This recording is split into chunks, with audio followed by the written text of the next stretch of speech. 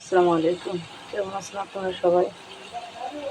আশা করি ভালো আছেন। আলহামদুলিল্লাহ আমি ভালো আছি। আজকে রান্না করব কাঁচা আজকাল বেজেনি মাছ। ওই মাছের মাথা দিয়ে এবং লেজ দিয়ে মুড়ি ঘন্ট রান্না করব আলু দিয়ে। আলু আলু ব্যাঙ্গে আলু সিদ্ধ ব্যাঙ্গে থাকবো মুড়ি ঘন্ট রান্না করব।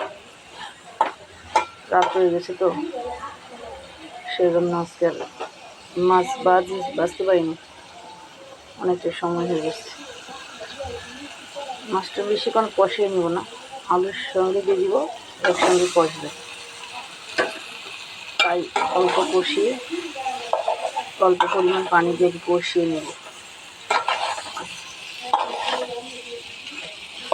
দেখতে পাচ্ছেন অল্প পরিমাণ